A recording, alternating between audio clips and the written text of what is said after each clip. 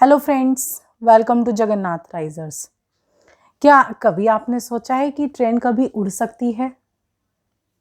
क्या कभी ऐसा हो सकता है कि हम thousands of kilometre with in few minutes हम क्रॉस कर सकें? क्या कभी आपने सोचा है कि इलेक्ट्रिसिटी बिल बहुत ज़्यादा रिड्यूस हो जाए और बहुत मिनिमम अमाउंट में हम अपने यहाँ घरों में इलेक्ट्रिसिटी यूज़ कर सकें? क्या एनर्जी जो वर्ल्ड की एनर्जी की क्राइसिस है वो दूर हो सकती है? हाँ जी, इन सब क्वेश्चंस के आंसर हैं।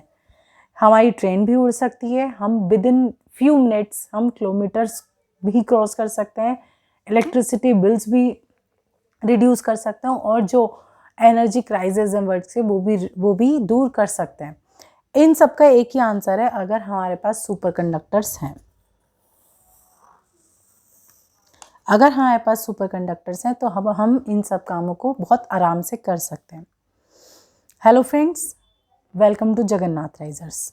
आज हम बात करने वाले हैं एक ऐसे मटेरियल की जो सुपर कंडक्टर है। मैंने आपको पहले कंडक्टर के बारे में एक्सप्लेन किया हुआ है।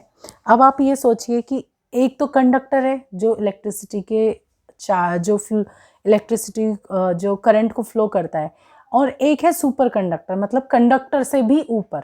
इसका मतलब अगर कंडक्टर में थोड़ी सी भी रेजिस्टेंस है तो वो पाथ में हिंड्रेंस प्रोड्यूस कर रहे हैं इलेक्ट्रिसिटी को इधर से उधर पहुंचाने में। सुपर कंडक्टर में क्या हो गया, मतलब उसमें रेजिस्टेंस नहीं है। हाँ, आप सही पहचाने। हमारे एक साइंटिस्ट हैं, साइंटिस्ट एच कैमरलिंग। 1911 में वो एक एक्सपेरिमेंट कर रहे थे मरकरी के साथ।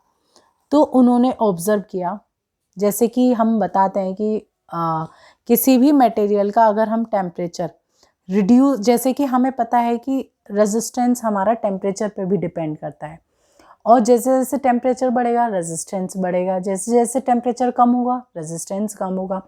तो कमरलिंग सर ने क्या किया कि मरकरी पे वो एक्सपेरिमेंट कर रहे थे। उन्होंने रेजिस्टेंस कम करने के लिए उसका टेम्परेचर कम करना शुरू किया, टेम्परेचर कम करना शुरू किया, और उन्होंने देखा कि 4.2 केल्विन टेम्परेचर पर जो मरकरी है उसमें वो as a superconductor behave कर रही है। अब सुपर कंडक्टर क्या होता है, जहाँ रेजिस्टेंस बिल्कुल ज़ीरो हो और जितना हम चार्ज या जितना हम करंट एक पॉइंट से दूसरे पॉइंट पर दे रहे हैं, पूरा का पूरा current without any loss transfer हो जाए।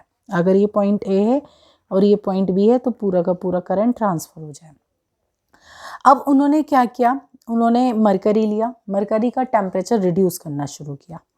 तो उन्होंने देखा कि एक पर्टिकुलर टेम्परेचर पे 4.2 केल्विन पर जो मरकरी है वो सुपर कंडक्टर बिहेव करने लगती है, मतलब पूरा का पूरा करंट हमारा एक पास हो रहा है। मतलब 4.2 केल्विन से नीचे उसका रेजिस्टेंस क्या हो जाता है, 10⁻⁻⁵ ओम।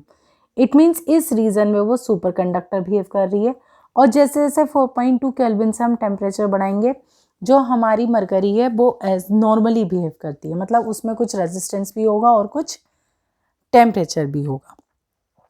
ये इन्होंने बताया था। अब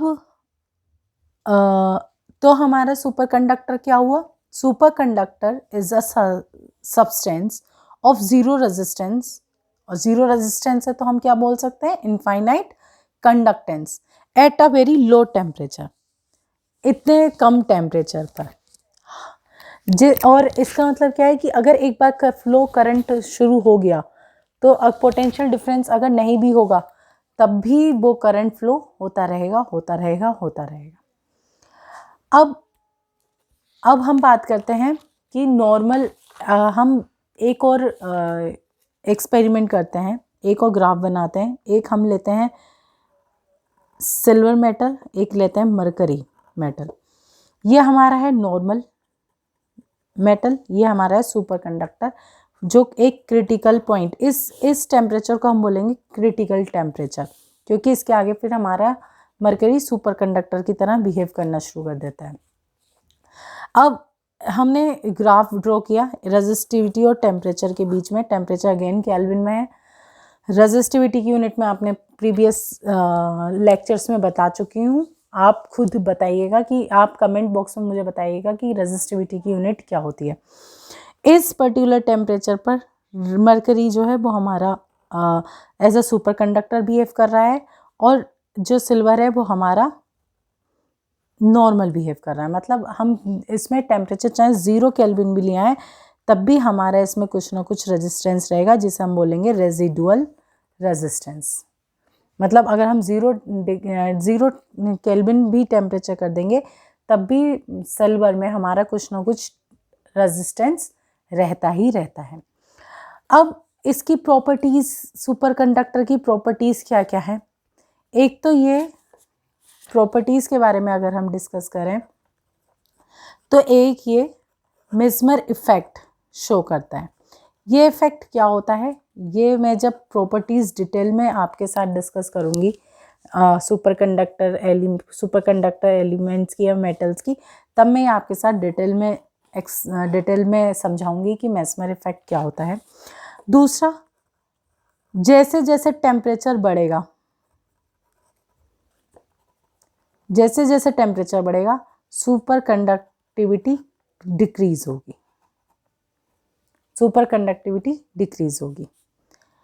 जैसे जैसे मैग्नेटिक फील्ड हाई होगी, सुपर कंडक्टिविटी हमारी रिड्यूस होगी। जैसे जैसे करंट डेंसिटी हाई होगी, वैसे वैसे सुपर कंडक्टिविटी भी हमारी लो होगी। ये तीनों पॉइंट्स हमारे बहुत इंपॉर्टेंट हैं, और ये तीनों पॉइंट्स क्वेश्चंस में, इंटरव्यूज़ में पूछे जाते हैं कि अगर हमारा टेम्परेचर बढ़ाएंगे हम सुपर कंडक्टर मेटल का, तो हमारी सुपर कंडक्टिविटी इंक्रीज़ होगी या डिक्रीज़ होगी? तो डिक्रीज़ होगी। अगर हम मैग्नेटिक फील्ड बढ़ाएंगे तो हमारी सुपर कंडक्टिविटी डिक्रीज़ होगी। अगर हम करंट डेंसिटी बढ़ाएंगे तो सुपर कंडक्टिविटी डिक्रीज़ होगी, वैनिश होगी, और जो मेटल है वो नॉर्मली बिहेव करना शुरू कर देगा। तीसरा पॉइंट हमारा क्या होता है? ये डाई मैग्नेटिक मटेरियल्स होते हैं जो सुपर कंडक्टिविटी को शो करते हैं, प्रॉपर्टी को। सुपर कंडक्टर्स में एनर्जी का कोई लॉस नहीं होता, नो लॉस ऑफ एनर्जी।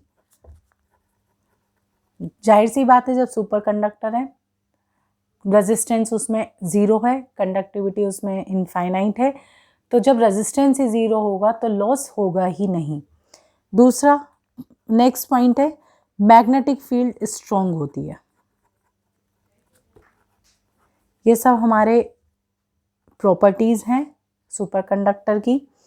अब हमारे साथ सुपर कंडक्टर मटेरियल्स के साथ प्रॉब्लम क्या आती है कि सुपर कंडक्टर मटेरियल कॉमन नहीं होते, क्योंकि इतना लो टेम्परेचर अचीव करना, जैसे कि 4.2 केल्विन टेम्परेचर अचीव करना एक मरकरी के लिए, इसे as a superconductor metal use करने के लिए बहुत टिपिकल टास्क है।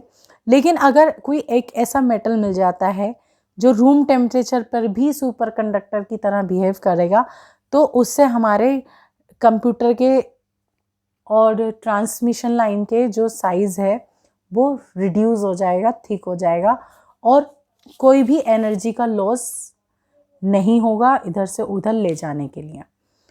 तो अब यही हमारा अंत होता है सुपर कंडक्टर मेटल्स का। उम्मीद करती हूँ कि आप सबको समझ में आया होगा। अगर समझ में ना आया हो तो आप एक बार मुझे कमेंट बॉक्स में ज़रूर बताइएगा। नेक्स्ट लेक्चर में हम सुपर कंडक्टर मेटल्स की हम प्रॉपर्टी डिस्कस करेंगे। धन्यवाद।